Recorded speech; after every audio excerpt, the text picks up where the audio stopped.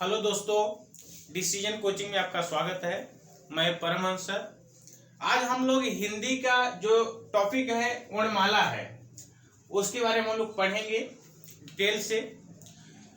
और जितने भी कॉम्पिटेटिव जो एग्जाम होते हैं, आपको जैसे टेट हो गया, सुपर टेट हो गया और आपका लेखपाल हो गया, ये सब में जो वर्णमाला है ये विशेष चैप्टर है। इसके बारे में हम लोग एक एक पॉइंट पढ़ेंगे और कंपटीशन लेवल के लिए या कंपटीशन के लिए क्या क्या इंपॉर्टेंट होता है उसको बताएंगे और उसके बारे में हम लोग पढ़ेंगे। यार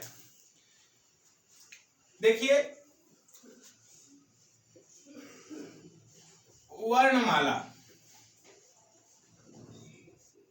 वर्णमाला, इसमें हम लोग पढ़ेंगे वर्ण। क्या पढ़ेंगे? वर्ण।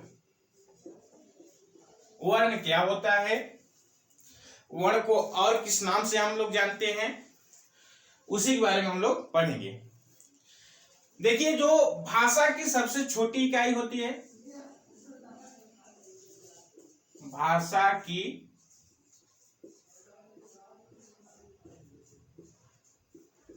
सबसे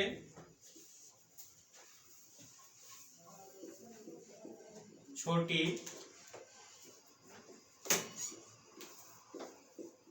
इकाई को वर्ण कहते हैं, वर्ण कहते हैं। वर्ण का दूसरा नाम, वर्ण का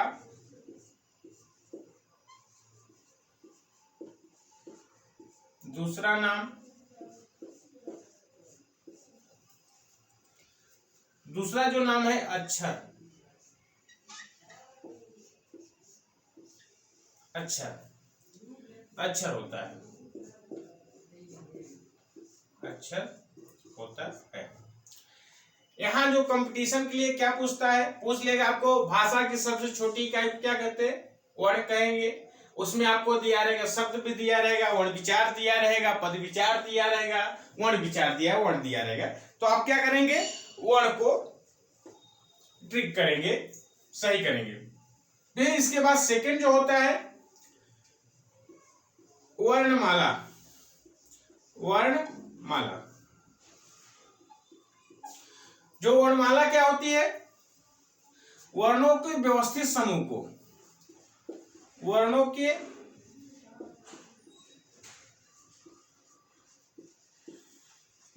व्यवस्थित समूह को, वर्णों के व्यवस्थित समूह को वर्णमाला कहते हैं, वर्णमाला कहते हैं।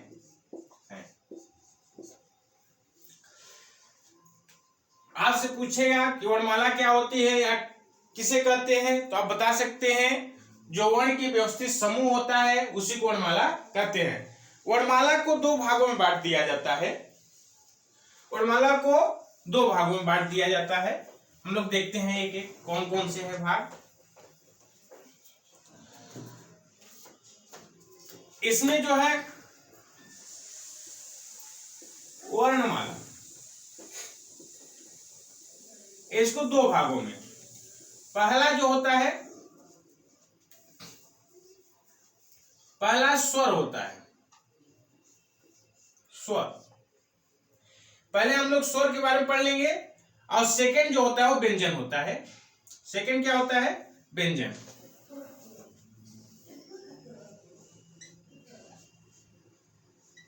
व्यंजन होता है। वर्णमाला को दो भागों में बांट दिया जाता है, पहला स्वर और दूसरा व्यंजन होता है। अब हम लोग एक एक पहले स्वर को पढ़ेंगे डिटेल में, फिर व्यंजन को पढ़ेंगे क्या होता है।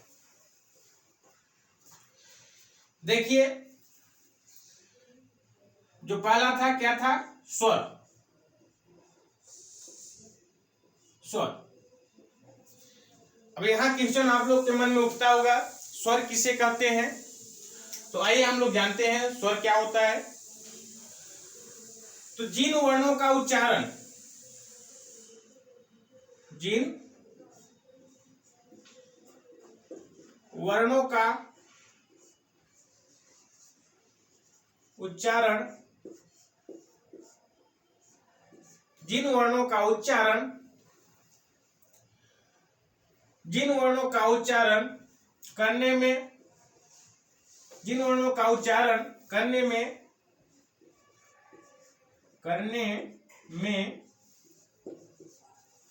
किसी की सहायता नहीं ली जाती है, किसी की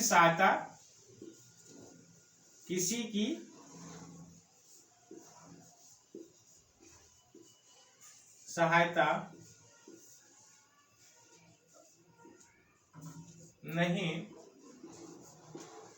ली जाती है,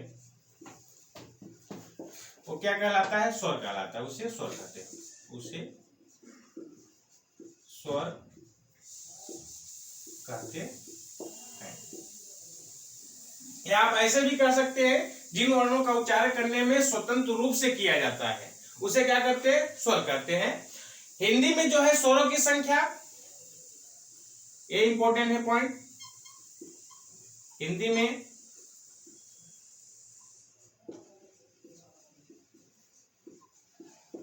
स्वरों की संख्या 11 होती है। कितनी होती है? 11। देखिए कौन कौन से होती हैं? अ,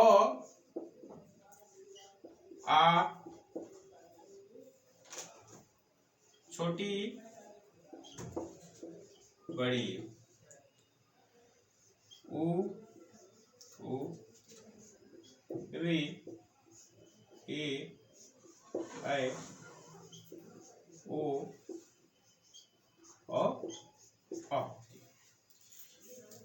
देखिए आपसे कोई पूछे कि हिंदी में स्वरों की संख्या कितनी होती है? 11।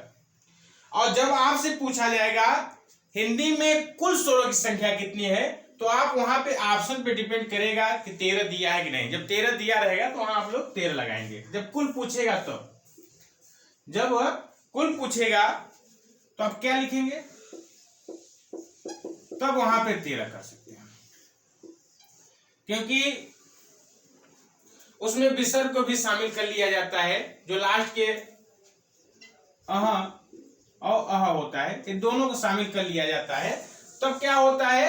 हिंदी में स्वरों की संख्या 13 हो जाती है। नहीं तो आपको सिर्फ इतना करना है कि हिंदी में कुल स्वरों की संख्या जब पूछे 13 और हिंदी में स्वरों की संख्या पूछेगा तो आपको 11 ही करना है। देखिए ये 11 होते हैं। अब इसमें जो है हम लोग पढ़ेंगे जो स्वर के जो भेद होते हैं, स्वर के कितने भेद होते हैं उसको हम लोग पढ़ेंगे, और जो भेद होते हैं उसको डिटेल में पढ़ेंगे। जो स्वर होते हैं, स्वरों के जो भेद होते हैं वो 3 होते हैं। कितने होते हैं? 3। पहला, सेकेंड और थर्ड। पहला जो होता है वो हमारा जो होता है ह्रस्व स्वर होता है। क्या होता है? ह्रस्व स्वर, ह्रस्व स्वर। अब यहां पे देखिए ह्रस्व स्वर किसे कहते हैं उसको हम लोग पढ़ेंगे, और आगे एक पढ़ते रहेंगे। उसके बाद देखिए जिन स्वरों का उच्चारण करने में, जिन स्वरों का उच्चारण, जिन स्वरों का उच्चारण करने में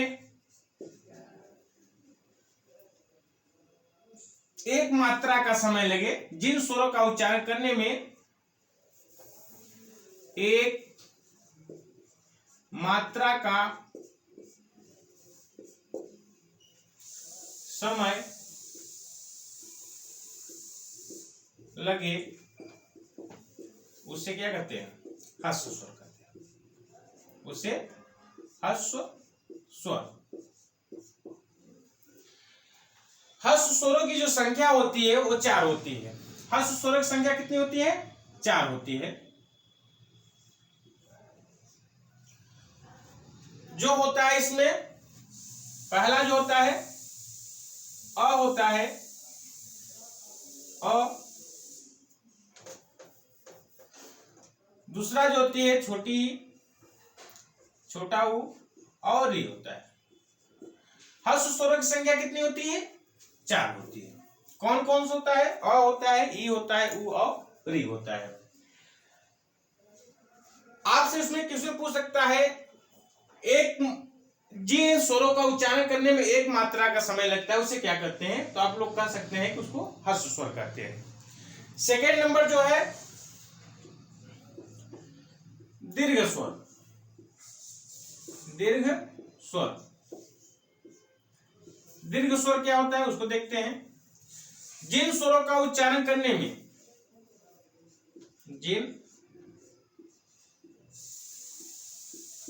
स्वरों का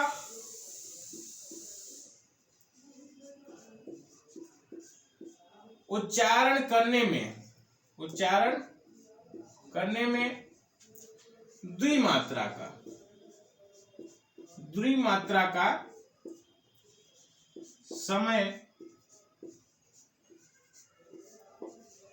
समय लगे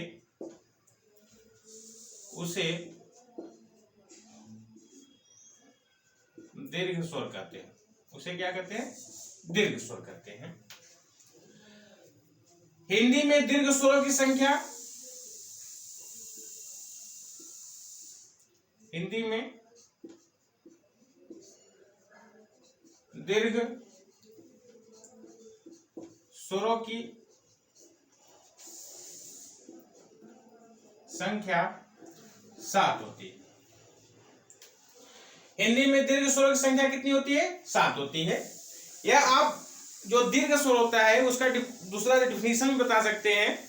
जिन स्वरों का उच्चारण करने में ह्रस्व स्वर से ज्यादा समय लगता है उसको क्या कहते हैं? दीर्घ स्वर कहते हैं। या यहाँ पे लिखा है जिन स्वरों का उच्चारण करने में द्विमात्रा का समय लगे उसे दीर्घ स्वर कहते हैं। हिंदी में दीर्घ स्वरों की संख्या जो होती है वो 7 होती है। कौन कौन से होती है देखते हैं हम लोग। देखिए, आ, बड़ी, बड़ा उ, ए, ऐ, ओ, औ। देखिए कितनी होती है? 7 होती है। कौन कौन से? आ, बड़ी, उ, ए, ऐ, ओ, औ होती है। अब जो लास्ट बचता है वो आपका प्लुट स्वर।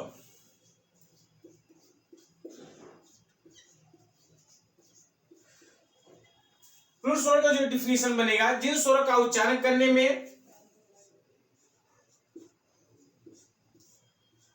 जिन स्वरों का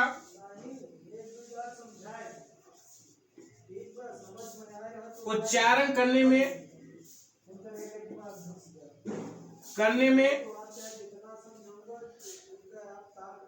आपको दीर्घ स्वर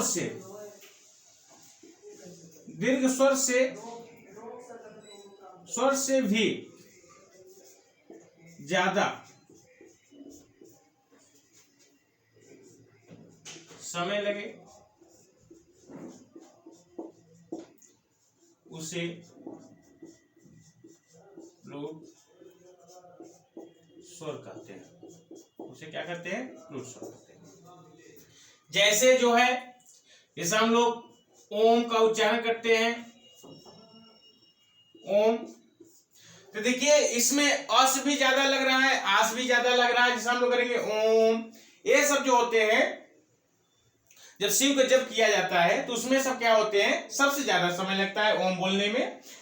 ह्रस्व स्वर से भी ज्यादा समय लगता है, दीर्घ स्वर से भी ज्यादा समय लगता है। और आप ऐसे कह सकते हैं जिन स्वरों का उच्चारण करने में ह्रस्व और दीर्घ स्वरों से भी ज्यादा समय लगता है उसे प्लुट स्वर कहते हैं। ये हमारे क्या है? स्वर के भेद थे। अब हम लोग देखेंगे व्यंजन। व्यंजन क्या होता है, व्यंजन के कितने भेद होते हैं, व्यंजनों की कितनी कुल संख्या होती है, उसके बारे में हम लोग एक एक पढ़ेंगे। देखते हैं व्यंजन।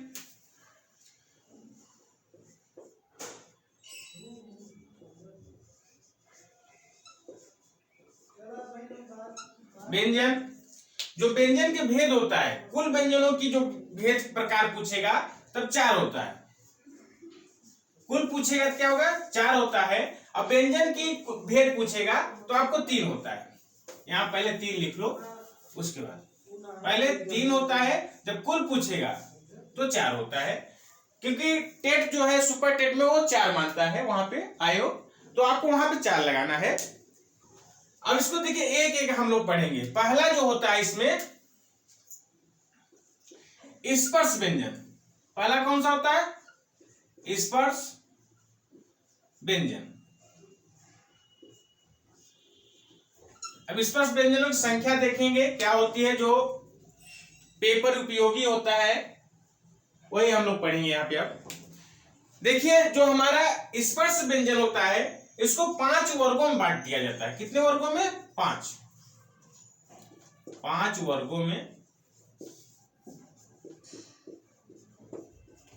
बांट दिया जाता है। कौन कौन से वर्ग होते हैं?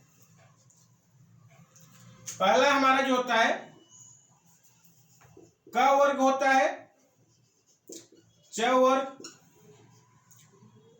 ट वर्ग और त वर्ग और प वर्ग।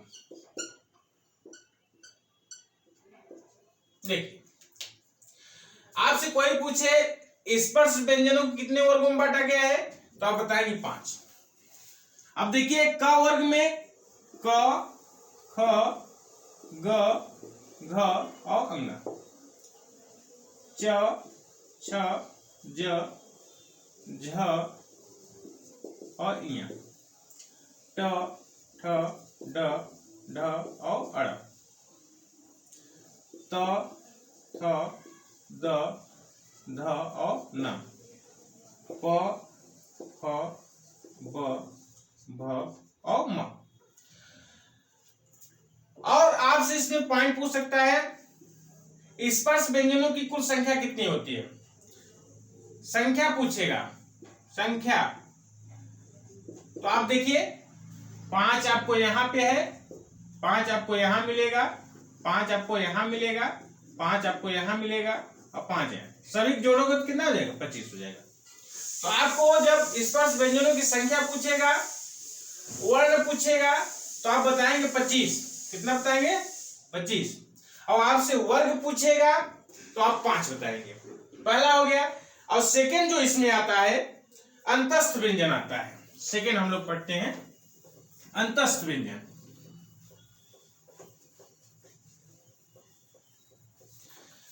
सेकंड जो आएगा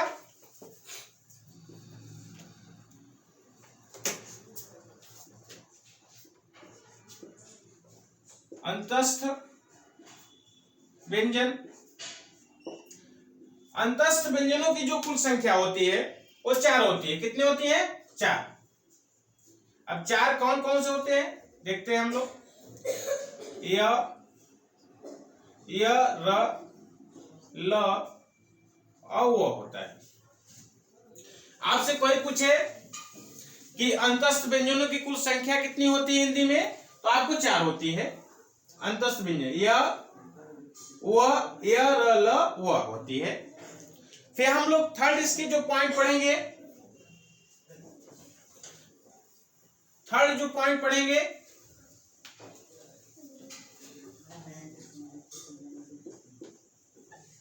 आपका ऊष्म व्यंजन। ऊष्म व्यंजन, ऊष्म व्यंजनों की संख्या भी 4 होती है। कितनी होती है? 4 ही होती है। स,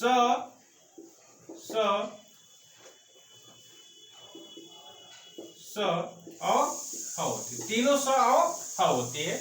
आपसे कोई भी पूछे ऊष्म व्यंजनों की संख्या कितनी होती है, आप बताएंगे 4 होती है। स ह होती है।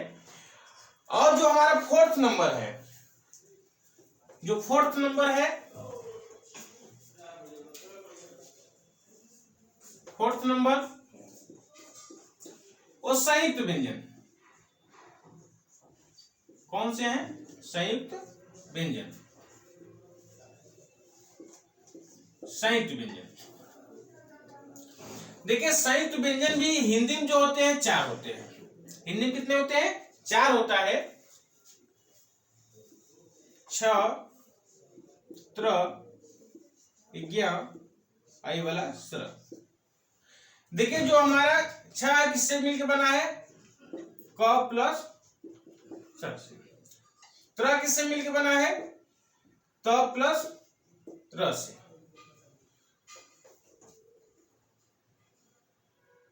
क प्लस र से और त प्लस र से। और ज्ञ जो मिलके बना है वो ज प्लस य से, और जो स्र मिलके बना है वो स प्लस र से मिलके बना है। तो आपके देखिए कोई भी पूछे आपका कि संयुक्त व्यंजनों की कुल संख्या कितनी होती है, 4 होती है, और कौन किससे मिलके बना है ये आपको यहां पे लिखा है, उसको नोट कर लीजिए। अब इसके बाद जो हम लोग व्यंजन या एक हम लोग और पढ़ लेते हैं जो वहां छूट गया है। देखिए वो क्या होता है, आपसे पूछता है संयुक्त स्वरों की संख्या कुल कितनी होती है। संयुक्त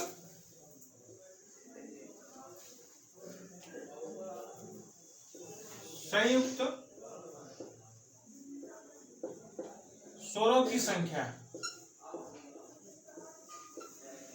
संयुक्त स्वरों की संख्या भी हमारा कितना होता है, 4 होता है। कौन कौन से होते हैं इसको हम लोग देखते हैं।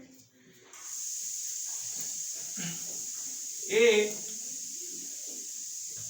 ओ ए औ होते हैं। कौन कौन से होते हैं, ए ओ ए औ होते हैं। जो हमारा होता है ये सब है वो हमारे कितने हैं, संयुक्त स्वरों की संख्या कितनी होती है, 4 होती है, 4। तो हम लोग जो है पढ़ लिए हैं, वर्ण पढ़े हैं, वर्णमाला पढ़े हैं, वर्णमाला के कितने भेद होते हैं, स्वर पढ़े हैं, स्वर के कितने भेद होते हैं, व्यंजन पढ़ लिए हैं, व्यंजन के कितने भेद होते हैं, व्यंजनों की कुल संख्या कितनी होती है। तो यहाँ हम लोग देखो पॉइंट से कर सकते हैं। आपसे कोई पूछे व्यंजन की कुल संख्या, व्यंजन की कुल संख्या आपको 33 होती है। क्योंकि देखिए हम लोग पढ़े हैं जो है स्पर्श व्यंजन कितने थे, स्पर्श व्यंजन कितने 25, अंतस्थ व्यंजन कितने हैं 4, और उष्म व्यंजन कितने हैं वो भी 4। इसमें संयुक्त व्यंजन को शामिल नहीं करता है। जब कुल भेद पूछता है तो शामिल कर लिया जाता है, लेकिन इसकी संख्या शामिल नहीं किया जाता है। तो 25 4 29, 29 4 33। तो आप कह सकते हैं कि व्यंजन की कुल संख्या कितनी होती है, हिंदी में 33 होती है। हम लोग वर्णमाला पढ़ लिए हैं, और नेक्स्ट जो पढ़ेंगे इसके जो व्यंजन होते हैं, जो स्वर होते हैं, उसका जो उच्चारण स्थान होता है, नेक्स्ट वीडियो में हम लोग पढ़ेंगे। और आप लोग इस चैनल को सब्सक्राइब करिए, शेयर करिए और लाइक भी करिए, और कमेंट भी करिए कि आप लोगों को कैसा लगा वीडियो। और इसको आप लोग नोट्स बना लीजिए शॉर्टकट में, ये आपको जो एग्जाम देंगे उसमें बहुत महत्वपूर्ण होगा। धन्यवाद।